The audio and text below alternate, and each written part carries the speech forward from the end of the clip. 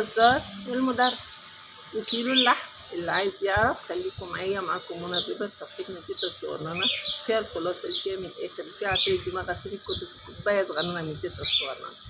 مدرس اول الشهر قبض فقال لي فرق مالي بجيب كيلو اللحمه، بما ان اللحمه بقت بكميات كتيره جدا. فراح لجزار وقال له لو سمحت اقطع لي كيلو لحمه. الجزار ساب المكان اللي هو فيه ونزل ورحب بيه جدا وحط له كرسي وقال له من عينيا، وبعد جاب له شاي والشاي خلص، راح بعد جايب له قهوه. كل ده عمال يحكي معاه، وفي الاخر راح قاطع له 2 كيلو لحمه ومديهم له وقال له انا مش هاخد فلوس. المدرس مستغرب، انت بتعمل كده ليه؟ انت فهمني بتعمل كده ليه؟ وهو بيتكلمه بيتناقش معاه راح نادى للصبي بتاعه اجري هات العربيه من الجراج عشان توصل الاستاذ لغايه بنتي.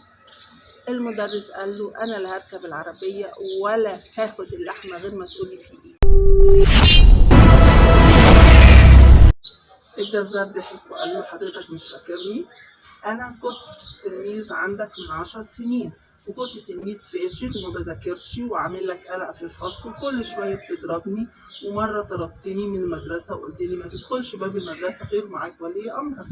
انا ما سمعتش الكلام وهربت من المدرسه ورحت اشتغلت عند جزار كبير، والجزار ده علمني المهنه وقدرت افتح محل جزاره صغير ومحل تاني ومحل تالت. بقى عندي دلوقتي سلسله محلات من الجزاره، وعندي عربيه وعندي فيلا وعندي حاجات كتيره جدا. كل النعيم اللي انا فيه ده انت السبب فيه. تفتكروا المدرس قال له كده؟ يا ريتني كنت هربت الحاجه. اشوفكم على خير.